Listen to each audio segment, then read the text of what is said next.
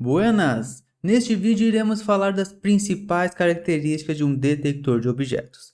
Infelizmente, existem muitas coisas para serem vistas, e vermos tanto essas características quanto as arquiteturas em um único vídeo não é possível. Então, vamos focar apenas em entender o seu fluxo principal, como realizar suas anotações, quais tipos que existem. No caso, são Single Stage e Two Stage. O que são Region of Interest e como são realizados os No Maximum Suppression para evitar detecções redundantes. Mas antes de começarmos, precisamos revisar alguns conceitos, que não irei entrar em detalhes, pois já existe outro vídeo no canal falando deles. Mas acho que é interessante para nivelar os conhecimentos antes de iniciarmos. Se quiser se aprofundar, os vídeos estarão na descrição. Em poucas palavras, temos arquiteturas de classificação de imagem, que possui apenas uma saída, dizendo qual a classe que representa a imagem de entrada, e é uma das redes mais simples de visão computacional moderna, estando inclusive presente na detecção de objetos, como iremos ver mais para frente. Outro tipo de arquitetura são as segmentações semânticas, que são capazes de criar máscaras para informar as regiões da imagem que pertencem a cada classe, e suas arquiteturas se assemelham com arquiteturas de detecção de objetos, Single Stage, como iremos ver mais para frente. Porém, por mais que elas consigam selecionar mais de um objeto por imagem, elas ainda possuem o problema de não conseguirem separar os objetos da mesma classe e ter uma anotação muito trabalhosa e demorada. E aí que vem a detecção de objetos, que além de também conseguir detectar mais de um objeto por imagem, consegue diferenciar cada um deles. Sem falar que as anotações são muito mais fáceis e rápidas, pelo menos em comparação com a segmentação semântica. Perfeito! Agora que sabemos suas diferenças, vamos dar um overview na detecção de objetos através de um exemplo. Antes de nos aprofundarmos em suas características principais, vamos começar recebendo a seguinte imagem. Ao enviarmos ela para um modelo de detecção de objetos que foi treinado para reconhecer cachorro e gato, irá retornar o seguinte resultado.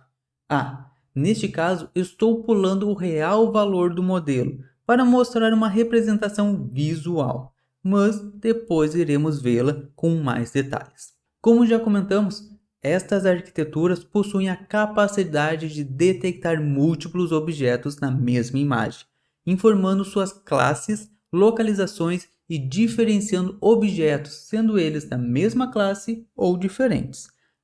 E estes retângulos não foram uma ilustração que criei. Eles realmente são o retorno dessas arquiteturas e são chamados de bounding box, ou em português, de caixa delimitadoras, sempre sendo no formato de retângulos e sem rotação, pelo menos nas principais arquiteturas de detecção de objetos atuais.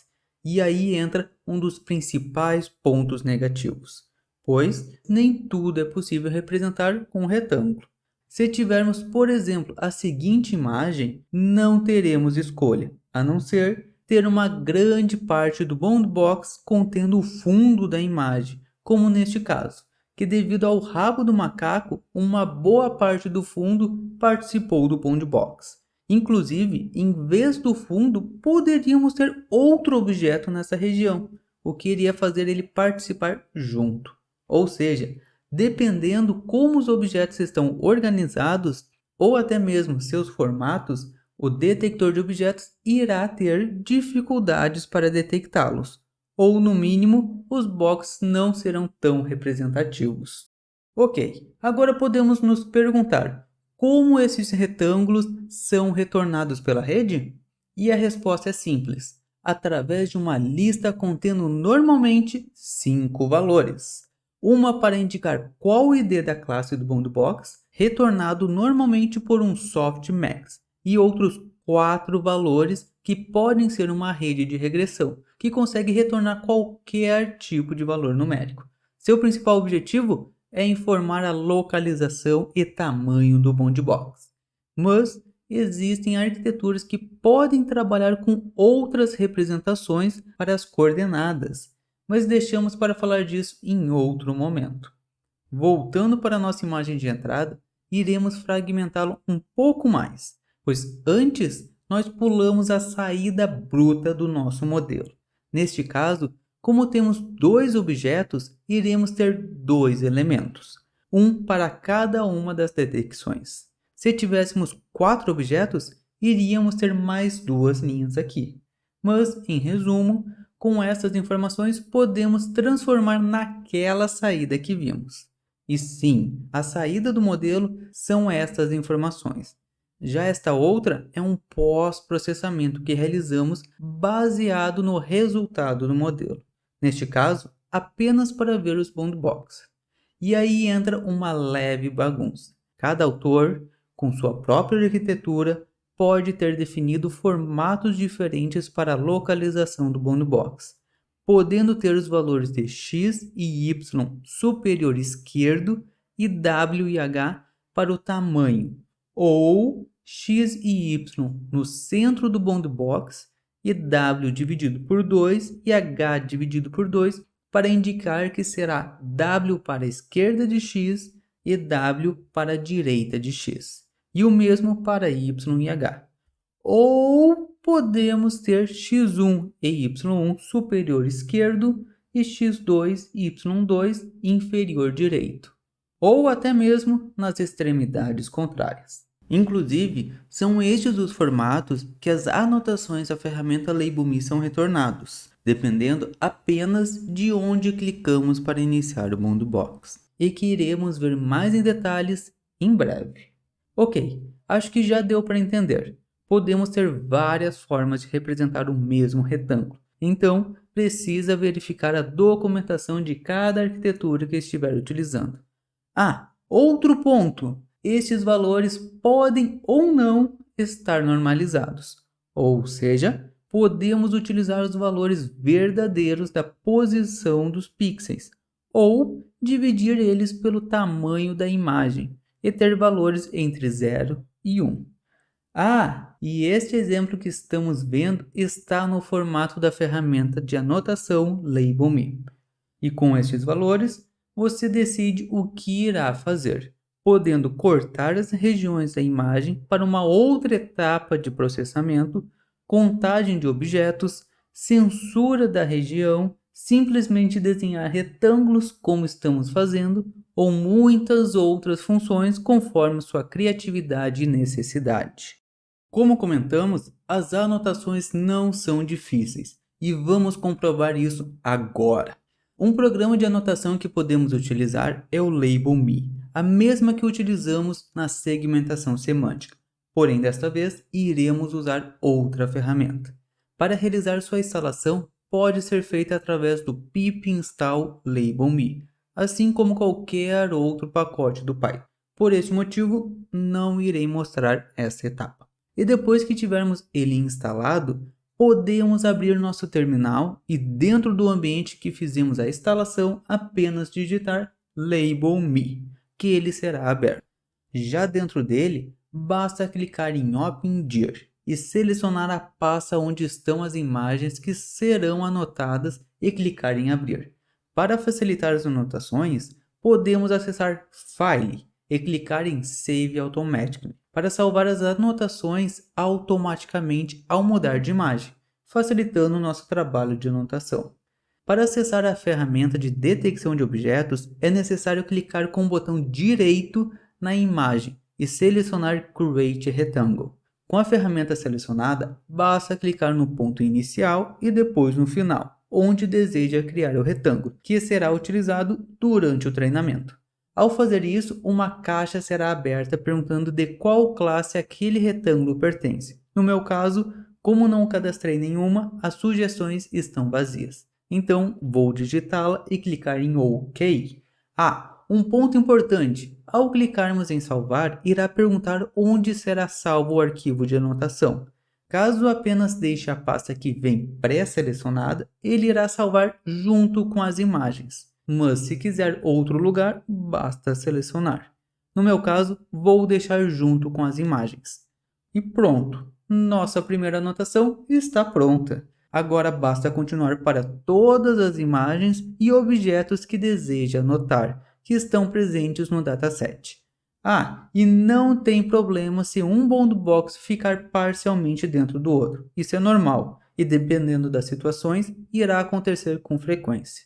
Lembrando que, se fizermos os boundboxes muito maiores ou menores do que os objetos, isso irá influenciar no resultado final. Ou seja, anotações ruins, resultados ruins.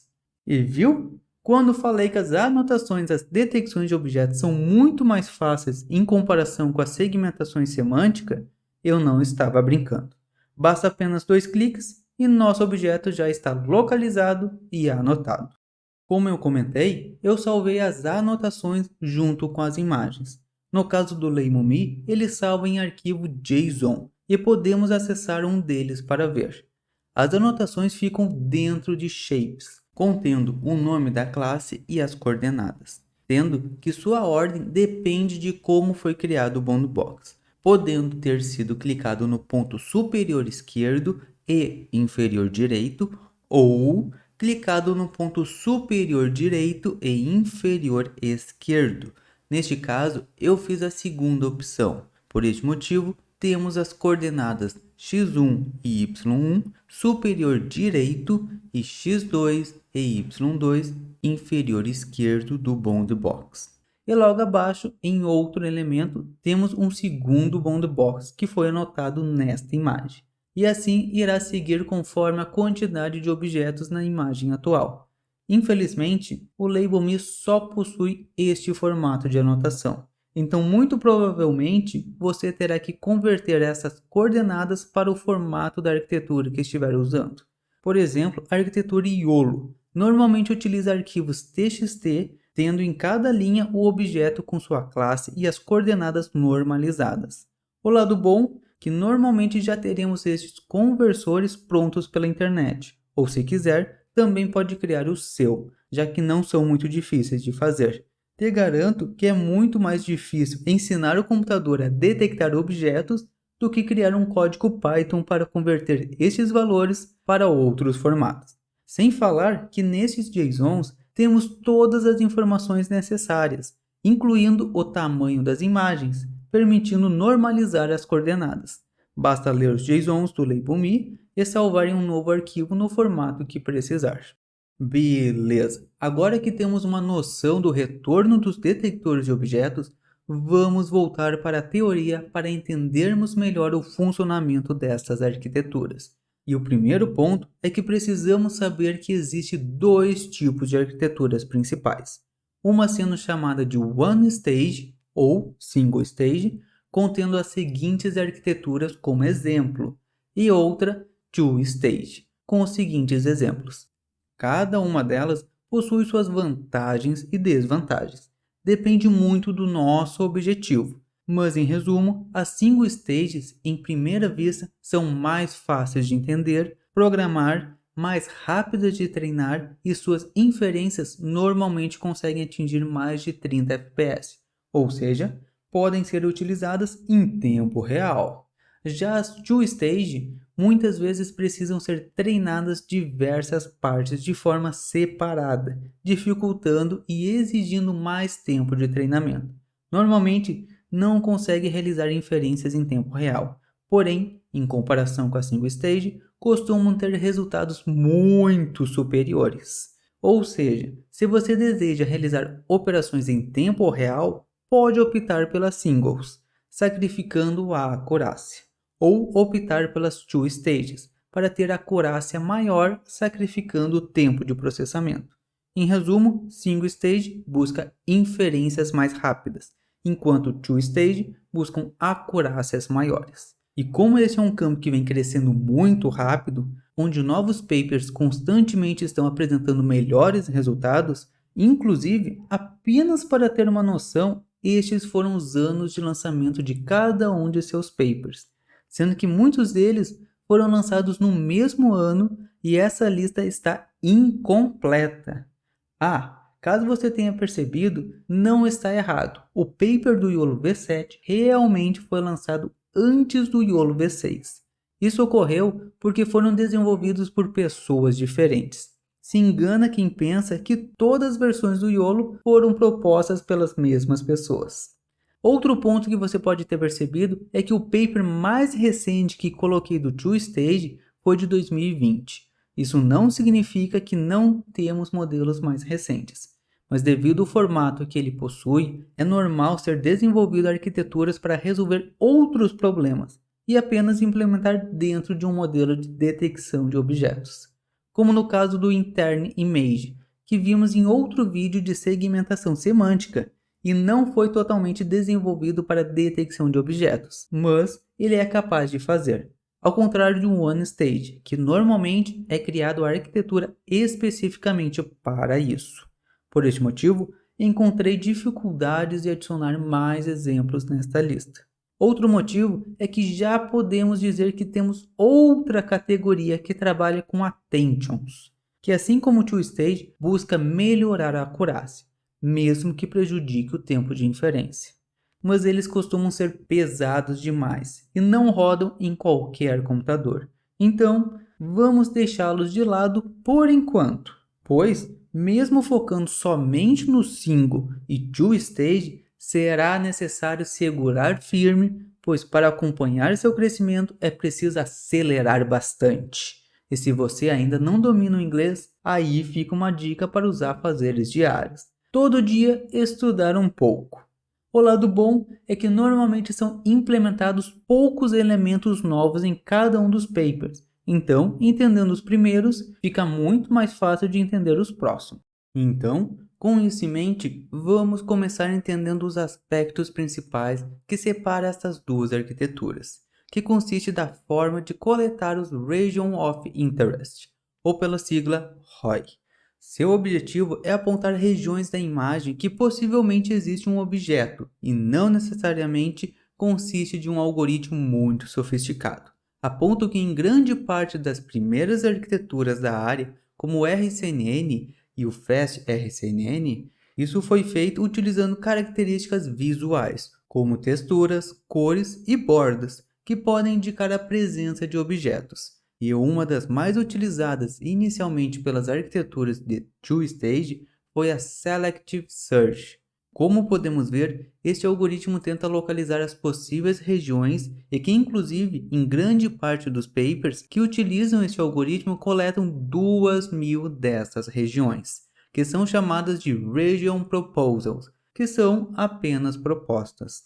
E essas regiões propostas, junto com as famosas CNNs, são executadas para extrair características e realizar as análises mais detalhadas, a fim de determinar se aquela região específica realmente contém um objeto de interesse e qual a sua classe, como no caso do FastRCNN, que executa uma CNN, calcula as regiões de interesse e depois processa cada uma delas.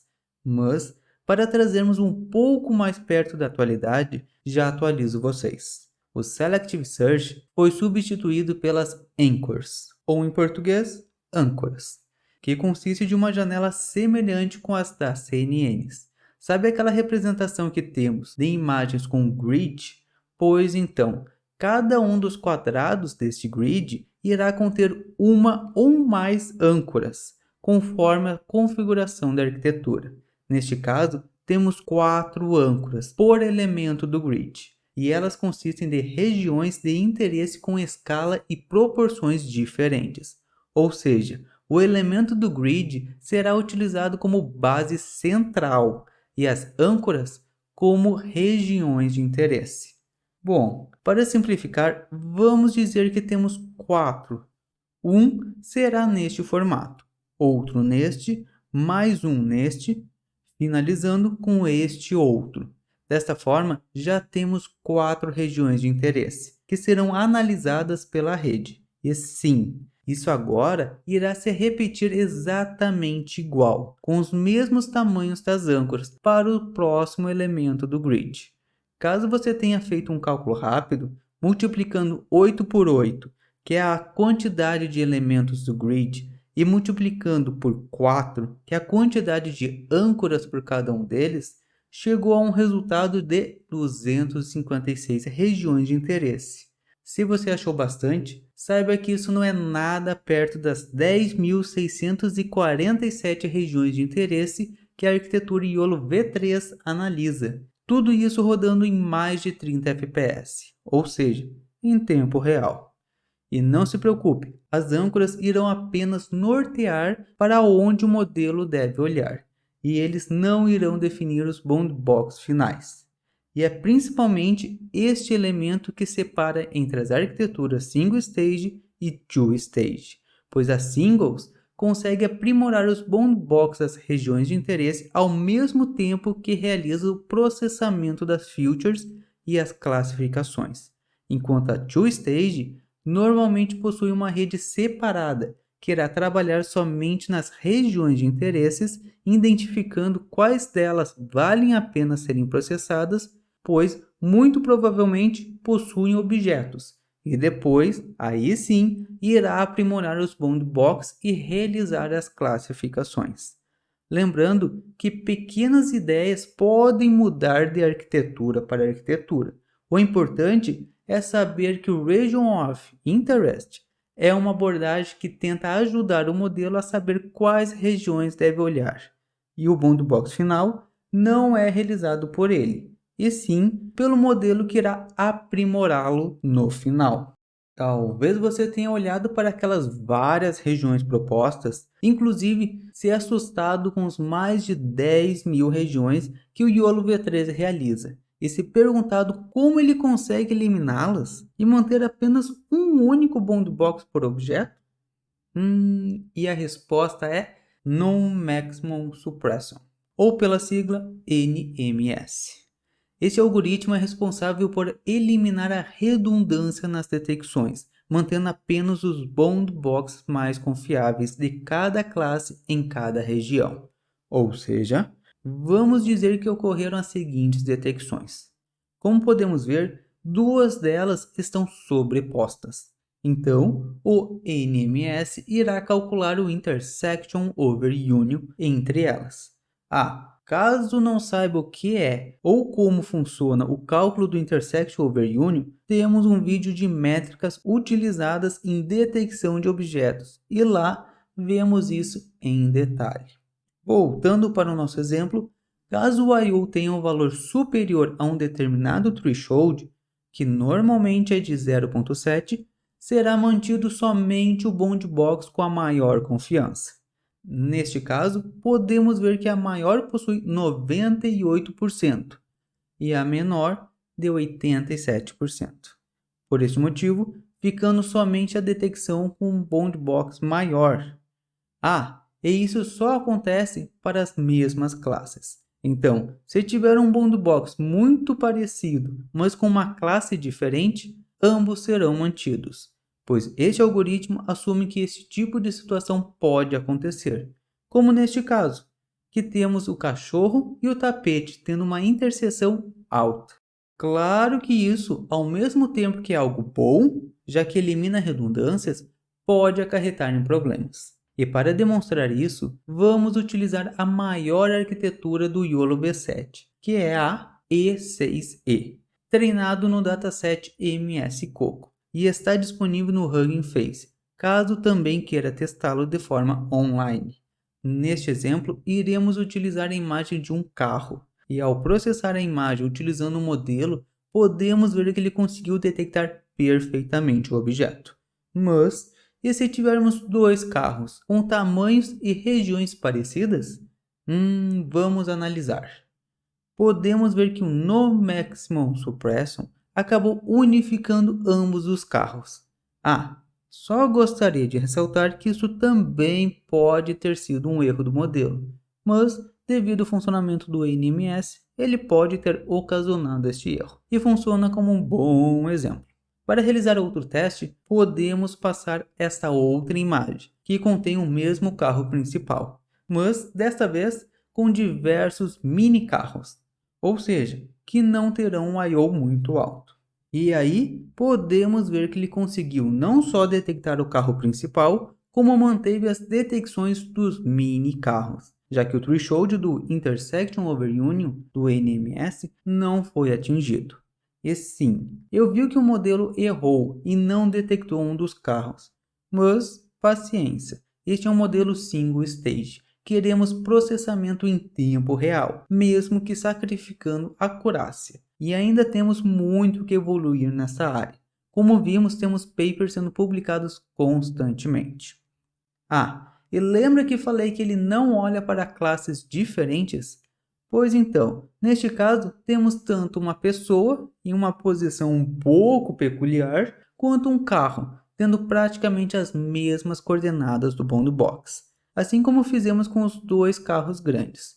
E realizando o processamento, podemos ver que o modelo conseguiu detectar ambos, e que eles possuem um I/O bem significativo, mas, mesmo assim, ambos foram preservados.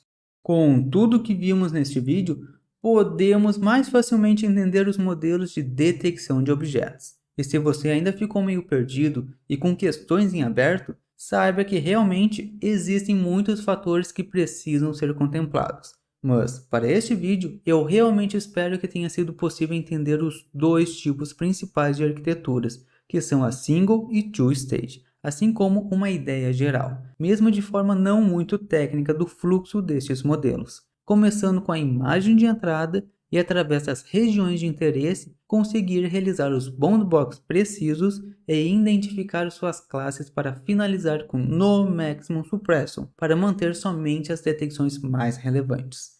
Com isso, podemos finalizar por aqui. E quem sabe, até a próxima. Fui.